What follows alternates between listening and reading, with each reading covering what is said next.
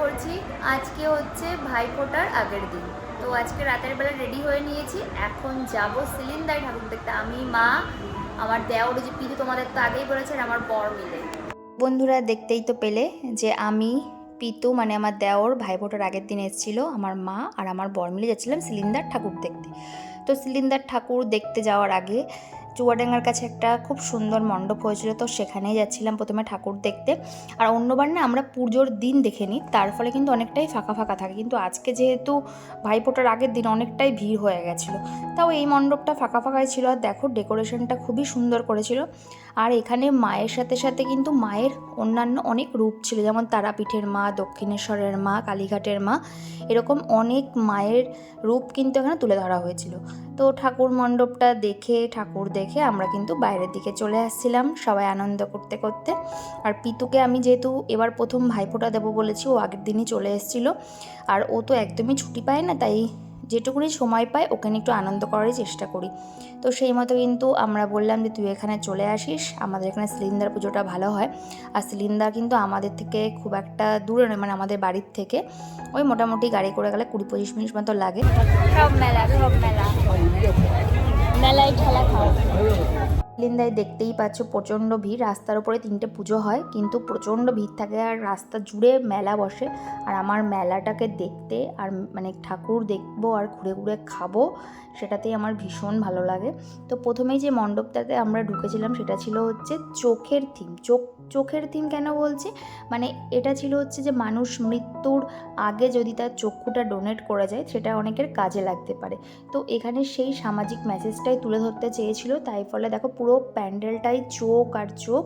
আর এরপরে আস্তে আস্তে যখন আমরা ভেতর দিকে গেলাম, অসাধারণ লাগলো। দেখো কারুকার্যগুলো কি সুন্দর, আর মায়ের যে রূপ, আর পাশে রয়েছেন হচ্ছে রামকৃষ্ণ, মা শারদা। মাকে যে বেনারসি শাড়িটা পরিয়েছে আর এত সুন্দর করে সাজিয়েছে গুজিয়েছে, দেখতে দারুণ লাগছিল। মানে প্রত্যেকটা মাকেই দেখতে সুন্দর লাগে। তো দেখো চারিদিকটা কত সুন্দর করে উপস্থাপন করেছে, আর মার পেছনে একটা জবা ফুল করেছিল, সেটাও দেখতে খুবই সুন্দর লাগছিল। এরপরে প্যান্ডেল থেকে বেরোনোর পর আমার খুব আচার খেতে ভালো লাগে, তো বললাম একটু আচার কেনো, তো খেয়ে দিয়ে নিয়ে তারপরে যাচ্ছিলাম পরের প্যান্ডেলটার দিকে। আর সেদিন তো বললাম যে প্রচণ্ডই ভিড় ছিল, আর যেহেতু মাকে নিয়ে গেছিলাম ভাবছিলাম যে এতটা লাইন দিয়ে দেখবো না, তাই ভিআইপি টিকিট কেটে নিলাম, 20 টাকা করেছিল। আর এটা কিন্তু এবারের একটা স্পেশাল আকর্ষণ, মানে পুরো গ্লোবের মতো করে থিম করে একটা ডিজিটাল মানে উপস্থাপন করেছে, তো দেখতে ভীষণই ভালো লাগছিলো। তাই বেশ কিছুক্ষণ ধরে কিন্তু আমরা দাঁড়িয়ে দেখলাম সেই ডিজিটাল উপস্থাপনটা।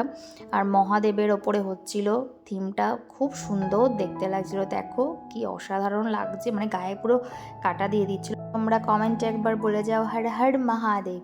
তো এতদিনে তো অনেকে তোমরা সিলিন্দার ঠাকুর দেখে ফেলেছো, কিন্তু যারা দেখোনি তাদের জন্য তো নতুন, তো তাদের কেমন লাগছে অবশ্যই কিন্তু কমেন্ট করো। তো দেখো ভেতর দিকটাই যখন ঢুকলাম, মানে চোখকে বিশ্বাস করাতে পারছিলাম না যে এত বড় মায়ের মূর্তি, মানে বাবারও যেমন বড় মূর্তি, মায়েরও তেমন বড় মূর্তি, মানে এত বিশাল আকৃতির, এতটা উঁচু। মানে তোমরা কতটা বুঝতে পারছো ক্যামেরাতে আমি জানি না, কিন্তু সত্যি বলছি অনেকটা উঁচু ছিল, মানে এরকম ঘাড় উঁচু করে দেখতে হচ্ছিল। তো খুবই সুন্দর লেগেছে থিমটা। আর জানো তো এখন একটা ট্রিক্স হয়ে গেছে, প্রত্যেকটা মণ্ডপের বাইরে যখন বেরোনোর পথে, মানে মেলা হয়ে তারপরে বেরোতে হয়, তার ফলে না আমাকে যে কানের দোকানগুলো এত অ্যাট্রাক্ট করে, মানে মালায় তোমায় কিছু না কিছু কিনতে হবে। তো আমরা একটা চাবি রিং কিনেছিলাম, আর দেখো পাপড়ি চাট খেয়েছিলাম। পাপড়ি চাটটা এত ভালো লেগেছিলো যে 2 প্লেট অর্ডার করেছিলাম। প্রথমে ভাবলাম মেলার পাপড়ি চাট কেমন কী হবে, তো 1 প্লেট করেছিলাম, কিন্তু পরে এত ভালো লেগেছে পরে কিন্তু 2 প্লেট পাপড়ি চাট খেয়ে তারপরে আমরা যাচ্ছিলাম নেক্সট আর একটা পুজো দেখবো। বললাম তো যে প্রথম বড় বড় 3টে পুজো হয়। আর জানো তো এই মিষ্টি খাওয়ার ক্রেভিংটার থেকে আমি কিছুতেই পিছিয়ে ছাড়তে পারছি না। দিন ভাবি যে না ঠিক আছে খাবো না, কিন্তু যখন এরকম লোভনীয় জিনিসগুলো দেখি না, তখন আর নিজেকে কন্ট্রোল করতে পারি না। তো যাই হোক কিছুটা মিষ্টি খেলাম, কিছুটা কিনে নিলাম পরে খাবো বলে। তারপরে চলে গেলাম একদম লাস্ট মণ্ডপের দিকে, যে দরাবপুরের পুলিশ ক্যাম্পের পুজো। মানে এই মণ্ডপটাতেও আমরা ভিআইপি টিকিট করে গেছিলাম, তো এই মণ্ডপের ভিআইপি টিকিটের দামটা কিছুটা কম ছিল, 10 টাকা করে ছিল, তার ফলে কিন্তু যেতে আমাদের কোনো অসুবিধা হয়নি। সেদিন মোটামুটি ভিড় থাকলেও ফাঁকা ছিল। বললাম না যে মাকে নিয়ে যেহেতু গেছিলাম, মা এতক্ষণ ধরে দাঁড়িয়ে থেকে মণ্ডপ দেখাটা একটু ডিফিকাল্ট হয়ে যায়, সেই কারণে আমাদের ভিআইপি দিয়েই ঢুকতে হচ্ছিল। তো এদিকের থিম ছিল কিন্তু ডাকঘর, মানে বর্তমানে কিন্তু সেই একটা কবিতা পড়েছিলাম আমার রানার, সেই কথাটাই মনে পড়ে গেল। রানা ছুটেছে, মানে তো চিঠি লেখালেখি এগুলো তো বন্ধই হয়ে গেছে, খুব অফিসিয়াল কোনো চিঠিপত্র ছাড়া। তো এটা দেখে সেই আগেকার দিনের কথা মনে পড়ে গেল, যখন ফোনের যুগ ছিল না, চিঠি ছিল প্রধান মাধ্যম কমিউনিকেশনের। তো পুরো থিমটাই কিন্তু তার ওপরে, তাই সেই ফ্ল্যাশব্যাকে চলে যাচ্ছিলাম। হয় সেই সব দিনগুলোই ভালো ছিল, যখন মানুষ নিজের মানে যে মনের কথাগুলো চিঠির মাধ্যমে লিখে সেটাকে বহিঃপ্রকাশ করতে পারতো। কিন্তু এখন মানুষ এত ডিজিটাল যুগে এসে গেছে যে মানুষের দুটো কথা বলারও সময় থাকে না। যতই ফোন থাকুক না কেন, চিঠির লেখালেখির একটা কিন্তু আলাদাই মাধুর্য ছিল, আলাদাই কিন্তু একটা আনন্দ ছিল। আর এই যে দেখতে পাচ্ছ ঠাকুরটা, আমি যেটা চুয়াডাঙ্গায় যে ঠাকুরটা দেখেছিলাম ওর সাথে এই ঠাকুরটা অনেক সিমিলারিটি রয়েছে। মানে এখানেও তারা মা, তারপরে দক্ষিণেশ্বরের মা, কালী মা, কালীঘাটের মা, অনেক ঠাকুরই করেছিল কিন্তু একটু ডিফারেন্ট স্টাইলে। তো সাজসজ্জাটা একটু আলাদা ছিল, তো ভালোই লাগলো দেখে। তারপরে চলে এসেছিলাম বিষ্ণুপুরের সেই বিখ্যাত পুজো। তোমরা তো জানো বিষ্ণুপুরের যে স্কুল, হাই স্কুল, সেখানেও একটা খুব ভালো পুজো হয়। তো প্রত্যেকবারই যাই, তো এবারে তো মিস করা যেত না। তো দেখো এবার কিন্তু পাহাড় করেছে, মানে কৈলাস পর্বত টাইপের, বাবা রয়েছেন এন্ট্রি গেটেই, খুব সুন্দর করেছিল। আর লাইটিংয়ের এফেক্টগুলো দারুণ লাগছিল। আর ভেতরটাও অ্যাজ ইউজুয়াল প্রত্যেকবারই খুবই সুন্দর করে। সময় তো ফ্যামিলিকে নিয়ে বেরোনো হয় না, মানে যখন সুযোগ হয় বা পরিস্থিতি থাকে তখন কিন্তু অবশ্যই ফ্যামিলির সাথে ঘোরা উচিত, তাদেরও কিছুটা সময় দেওয়া উচিত। সেই কারণে কিন্তু বেশ ভালোই লাগে এরকম ফ্যামিলির সাথে ঘুরতে। তো আমরা হুট করেই বেরিয়ে পড়েছিলাম 4 জন মিলে। আর পরের দিন যেহেতু ভাইফোঁটা ছিল, বাড়ি গিয়েও প্রচুর কাজ বাজ ছিল, তাই আর বেশি রাত করলাম না। অন্যবার কিন্তু মানে চাকদার ঠাকুরগুলোও দেখা হয়, তাই বললাম যে না এই অবধিই থাক। তারপরে যেতে যেতে যতগুলো আর কি রাস্তার পাশে পেয়েছিলাম টুকটাক ঠাকুর তো দেখেছিলাম। তো আমরা সিলিন্দার ঠাকুর দেখে এসে এই যে চেঞ্জ করছি, তো বাড়ি ফিরে এসেছি। কালকে ভাইফোঁটা আছে, উঠতে হবে, অনেক কাজ আছে। আজকের মতো এখানে গুড নাইট বলে ভিডিওটা শেষ করে দিচ্ছি। ছিল ভাইফোঁটার দিন সকালবেলা, তো সকালে উঠেই যেহেতু আমাদের বাড়িতে অনেক বড় জায়গা, বেশ হাঁটতে ভালোই লাগে। গুড মর্নিং বন্ধুরা, আজকে ভাইফোঁটা। তো সকাল বলতে একটু বেলা করে উঠেছি, কালকে অনেক রাতেই ঘুম হয়েছিল। তো এখন উঠে পুজো দেবো, তারপরে চলে যাবো, একটু কাজ বাজ করবো, মা রান্না করবে ওইদিকে। মা চলে গেছিলো রান্নার দিকে, মানে বলে না মেয়েদের যতদিন মা থাকে ততদিন রান্না বান্না থেকে অনেকটা নিশ্চিন্ত থাকা যায়। তো এই যে দেখতে পাচ্ছ আমি সব গোছগাছগুলো করে দিয়েছিলাম, মাও যদিও কাটাকাটিগুলো করেছিল। তো তারপরে আমি একটু গোছগাছ করে দিয়ে চলে গেছিলাম পুজো দিতে, যেটা আমার সব থেকে ফেভারিট কাজ। এমনি দিন কিন্তু বাবা দেয়, জানো তো যে আমার মা পুজো দিতে একটু সমস্যা হয় পা নিয়ে বসতে, তার জন্য কিন্তু আমি বা বাবাই দিই। তারপরে দেখতে পাচ্ছ এদিকে মাছ মাংস বাজার করে নিয়ে চলে এসেছিলো আমার দেওর আর আমার বর মিলে, তো দিয়ে গেল বাজার টাজার করে। আর ওদিকে আমি কিন্তু ভাইফোঁটার জন্য প্রস্তুতি করছিলাম। তো আমাদের যেহেতু কাজল লাগে, তাই দেখো কলাপাতা সর্ষের তেল মাখিয়ে প্রদীপ দিয়ে কাজল পাচ্ছিলাম। আর দই আর হচ্ছে ওদিকে হয় আমাদের হচ্ছে চন্দনের ফোঁটা, যেটা কিন্তু ভোরবেলা যে শিশিরের জল হয় সেটা তুলে করা। বন্ধুরা আমাদের মধ্যে প্রদীপ ধান দুব্বগুলো তো লাগে, আর আমাদের ফোঁটা হয় 3টে জিনিস দিয়ে। একটা হচ্ছে দই, মানে চন্দন, সেই চন্দনটা একটু স্পেশাল, কারণ এটা শিশির যে জল হয় ঘাসের ওপরে, সেই জলটাকে ভোরবেলায় তুলে রেখে সেটা দিয়ে চন্দন বাটা হয়। আর একটা কলা পাতার ওপরে একটু সর্ষের তেল মাখিয়ে নিয়ে তারপরে প্রদীপ দিয়ে আমরা কাজল ফেলি, তো সেটারও ফোঁটা হয়। তো এই দই আর এই চন্দন আর এই হচ্ছে তো আপনার কাজলের ফোঁটা, এই 3টে দিয়ে আমাদের ফোঁটাটা কমপ্লিট হয়। এবার কিন্তু সব থেকে ছোট ভাইকে দিয়েই ফোঁটাটা শুরু করেছিলাম, কারণ সবাই কাজে ব্যস্ত ছিল। এই যে আমার কাকির ছোট ছেলে, তো ওকেই ফার্স্ট ফোঁটাটা দিয়েছিলাম।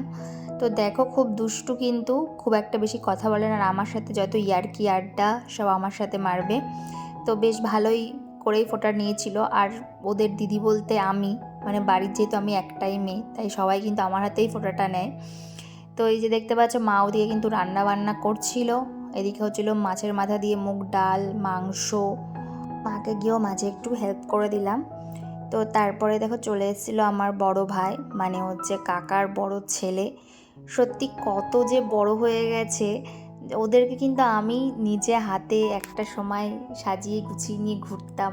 তাই ভাবি আজকে কত বড় হয়ে গেছে। আর এই ভাইফোঁটাগুলো না কিছুই না, একটা মনের বন্ধন। সত্যি যখন সময় থাকে বোঝা যায় না, যখন দিনগুলো চলে যায়, মানুষ অনেক দূরে থাকে, তখন হয়তো এগুলো অনুভব করা যায় যে হ্যাঁ, এগুলো কতটা মনের জিনিস বা একটা ভালো লাগার জিনিস। আমার ঠাকুমা এই ভাইফোঁটাটা করে গেছিলেন আমাদের মধ্যে, যদিও ভাইফোঁটা ছিল না, মানে আমার ঠাকুমা যেহেতু এটা চালু করে রেখে গেছিলো সেই কারণে কিন্তু আমাদের সেটা চলে আসছে।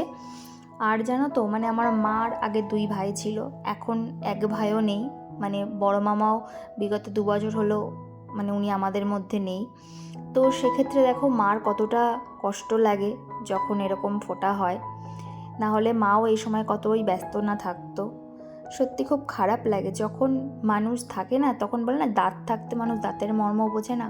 যখন হয়তো সেগুলো দূরে চলে যায় বা কোনো কারণবশত দেখবে অনেকে কাজের সূত্রে বাইরে থাকে, তখন বোঝা যায় যে এগুলো একটা রিচুয়ালসই শুধু নয়, কত যে একটা আন্তরিক জিনিস। তোমরা যারা আমার সাথে এরকম রিলেট করতে পারছো তারা হয়তো বুঝবে, আর যাদের মধ্যে নেই তারা হয়তো নাও বুঝতে পারো।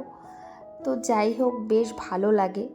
আর এই যে দেখতে পাচ্ছ, এই সোয়েটারটা আমার মানে দেওরকে দেওয়া হয়েছে আমাদের তরফ থেকে উপহার। উপহার কিছুই না, একটা আনন্দ আর কি। প্রত্যেকেই কিছু না কিছু দেওয়া হয়েছে, অত ওর ভিডিও নেওয়া হয়নি। আর আমিও কিন্তু ওদের থেকে অনেক জিনিস পেয়েছি, সব কিছুর ভিডিও নেওয়া সম্ভব হয়নি। তো আমি আমার এই দেওরকে প্রথম মানে ভাইফোঁটা দিলাম। আমি জানতাম না যে ওকে কেউ ফোঁটা দেয় না, তো আমি সেই কারণে ওর কাছ থেকে একদিন ফোনে কথা বলতে বলতে শুনেছিলাম।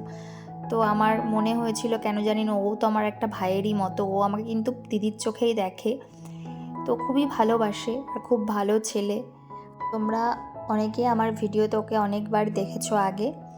তো সত্যি বলছি, ওর সাথে আমার বন্ডিংটা অন্যরকম। ওকে নির্দ্বিধায় কোনো কিছু না ভেবেই সব কথা বলা যায়, এরকমই একটা ছেলে। তো সেই কারণে কিন্তু ওকে এবার প্রথমবার ভাইফোঁটা দিয়ে আমারও খুব ভালো লাগছিল। আর অন্য দাদাদেরও আসতে বলেছিলাম, কিন্তু বিভিন্ন কারণবশত ওরা কেউ আসতে পারেনি। তাই ওদেরকে দূর থেকেই আশীর্বাদ করছি, সবাই ভালো থাকুক। একটা তো কিছুই না, সবার সুস্থতা কামনা করাটাই সব থেকে বড় বিষয় এখনকার যুগে দাঁড়িয়ে। সবার সুস্থ থাকাটাই সব থেকে বড় পাওনা। আর দেখো, এই যে ও আমার জন্য সুন্দর শাড়ি কিনে এনেছিল, যেটা কিন্তু আমি রাতের বেলা আবার পরেও ছিলাম, তোমাদের সাথে অবশ্যই শেয়ার করবো। আর এই যে চকলেট, সত্যি গিফট পেতে খুবই ভালো লাগে। কিন্তু বেশ বকাঝকা করেছে, আমি যে কেন রে গিফটটা এনেছিস, এমনি আসবি, তোরা আসলেই আমার অনেকটা ভালো লাগে। ভাইফোঁটার আইটেম হচ্ছে মাছের মাথা দিয়ে মুগ ডাল, মোচা, তারপরে আলুর চিপস, পাঁপড়, স্যালাড, এদিকে চাটনি, খাসির মাংসের মতো দেখতে মাছ, এই যে ভাত, মাংস। খাবার রিভিউ দাও, কেমন খেলা তুমি? চশমার ফাঁক দিয়ে শুধু দেখলে হবে না, ভালো করে রিভিউ দিতে হবে খেয়ে। আমরা রিভিউ না দিলে এসব ছাড়ি না, তাহলে টাকা দিতে হয় উল্টে রিভিউ না দিলে।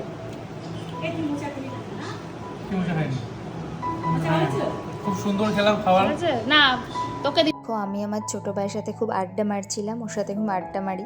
আর এদিকে দেখো আমার বড় ভাইও খেতে বসে পড়ে গেছে। তাই সবাই কিন্তু নেমন্তন্ন ছিল অনেকেরই, তো অনেকে বিভিন্ন কারণবশত আসতে পারেনি। তাই এদিকে দেখো আমার মাসির ছেলে, ওকেও ফোঁটা নিতে বলেছিলাম, তো ওরও দিদিরা এসেছিলো বলে আসতে পারেনি। তো আমাদের জন্য 2 কন্টেনার বিরিয়ানি পাঠিয়ে দিয়েছিলো, যেহেতু ওদের বাড়ি বিরিয়ানি হয়েছিল। আর এই যে দেখো বিকেলবেলায় মানে সন্ধ্যাবেলার দিকে রেডি হয়ে নিয়েছি আমি। আর এই শাড়িটাই কিন্তু আমার দেওর দিয়েছিল, কেমন লাগছে কিন্তু তোমরা অবশ্যই কমেন্টে জানিও। বলছি না, আমার তো শাড়ি পরা হয় না, তো এবার ঠিক করেছিলাম যে 2টো পুজোতেই শুধু শাড়ি পরেই ঘুরবো। তো এই যে দেখতে পাচ্ছ, তাই জন্য শাড়িও পরে নিয়েছি। তারপরে আমার ছোটো ভাই আবার রাতের বেলা খাওয়া দাওয়া করে নিয়েছিল। আর একটু রাত করে আমি, আমার ছোট ভাই, তারপরে দেওর মানে পিতু আর হচ্ছে আমার বর মিলে যাচ্ছিলাম MBTS মাঠে, মানে চাকদার, যেটা একটা ম্যাডক্সকা ছোটোখাটো বলতে পারো, কালী পুজোর সময়কার। তো সেই মাঠে গিয়ে সব বন্ধুরা একসাথে হয়ে দেখা সাক্ষাৎ করি, খুবই ভালো লাগে। মানে প্যান্ডেল হপিংয়ের থেকেও যেন এটা একটা আনন্দ দেয় আমাকে বেশি, যখন সবাই মিলে এক জায়গায় হয়ে খুব আনন্দ করি, মানে মজা টজা করি। তারপরে ওদিকে দেখো প্রতীতি, আগেও তো দেখেছো তোমরা আমার ভিডিওতে ওকে, মানে আমার বন্ধুর বউ, ওর যে ননদ মানে দীপের বোন, ওর হচ্ছে এখানে প্রোগ্রাম ছিল আজকে। আর প্রসুন্দার প্রোগ্রাম তোমরা তো অনেকেই চেনো চাকদায় যারা থাকো, প্রসুন্দার একটা গ্রুপ আছে নাচের, তো তাদেরই কিন্তু প্রোগ্রাম চলছিল। খুব সুন্দর নাচছিল বাচ্চাগুলো। আর আমার এরকম প্রোগ্রাম দেখতে খুবই ভালো লাগে, যদিও আমার বড়দের এইসব প্রোগ্রাম দেখার একদমই ধৈর্য নেই, শুধু আমাদের জন্যই কিন্তু বসেছিল।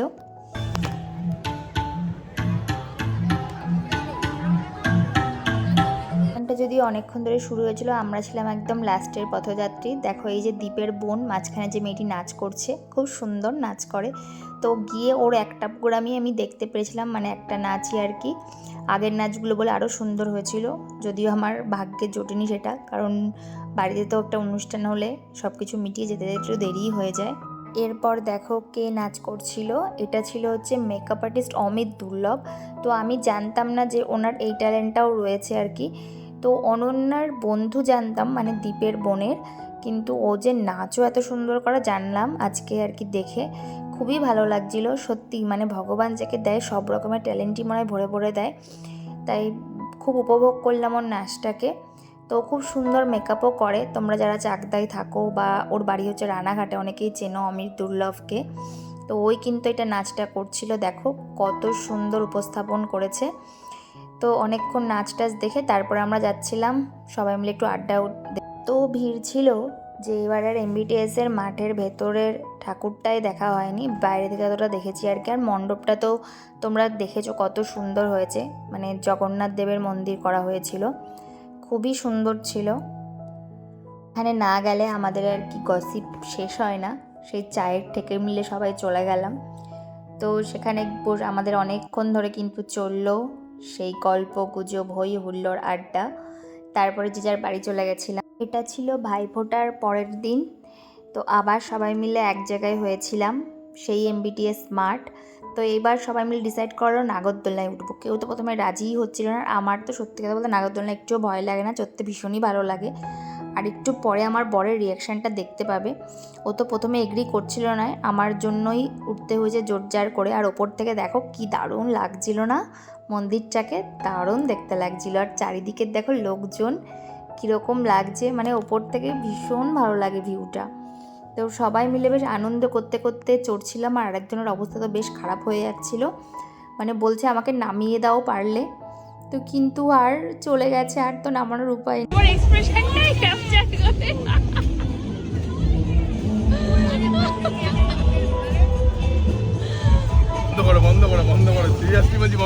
তেই পারলে বেচারার কি অবস্থা। প্রথমে যদিও একটু ভয় পাচ্ছিল, পরে আস্তে আস্তে স্থিত হয়েছিল, মানে পরিস্থিতির সাথে আর কি। তারপরে বেশ দুজনে এনজয়ই করছিলাম রাইডটা। আমার তো খুব ভালো লাগে, যত বড় নাগরদোলনা হয় তত যেন আমার মজা লাগে। তো যাই হোক, সবাই নাগরদোলনা চড়ে তারপরে আবার সবাই লেগে গেলাম আড্ডা দিতে। আর বন্ধুবান্ধব থাকলে তো মানে ভীষণই মজা লাগে। তারপরে চলে গেছিলাম পাশের ক্লাবের ঠাকুরটা দেখতে, ওটা যেহেতু এবারে দেখা হয়নি, খুব সুন্দর হয়েছিল, চামচ দিয়ে করেছিল। আর এই যে দেখতে পাচ্ছ ভেতরের ঠাকুরটাও কিন্তু খুবই সুন্দর করেছিল, যদিও এটা মেন ঠাকুর ছিল না, মেন ঠাকুরটা আলাদা মন্দিরে পুজো হয়েছিল বাইরের দিকে। তো সবাই মিলে বেশ হই হুল্লোড় আড্ডা করে দুটো দিন খুবই ভালো কাটালাম। যদিও সবাই বেসরকারি চাকরিজীবী, বেশি দিন ছুটি পায় না, সবাই রাতের বেলা এসেই মিট করা হতো। দেখো সবাই রাতে যেটুকুনি এসে সময় পেয়েছিলাম সবাই মিলে বেশ আনন্দ করে দুদিন কাটালাম। আর যে যার জায়গায় এরপরে কিন্তু ব্যস্ত হয়ে পড়বে কাজের সূত্রে। আর এদিকে দেখো আমাদের বাড়ির সামনে পুজোটাই দেখতে লেট হয়ে গেছিলো, খুবই সুন্দর করে হয়েছিল, সবার ছবিতে দেখছিলাম, কিন্তু নিজেদেরই যাওয়া হয়ে উঠছিল না। যদিও বাড়ির সামনের পুজো, বলে না যে নিজেদের লোকই লেট করে, মানে বাড়ির সামনের লোকই লেট করে, সেই অবস্থা। দেখো ভেতরটাও খুব সুন্দর হয়েছিল, ইউথ ফোরামের পুজো এটা। তোমরা যারা দেখেছো তারা তো জানোই, আর যারা দেখোনি তারা আমার সাথে একটু দর্শন করে নাও। তো আজকের ভিডিওটা এই অবধি। আর এইখানে আমাদের কালী পুজোর ব্লগগুলো কমপ্লিট হলো, এরপরে অন্য ব্লগ নিয়ে চলে আসবো। তো কেমন লাগলো ব্লগগুলো অবশ্যই কমেন্টে জানিও, আর পাশে থেকো। বা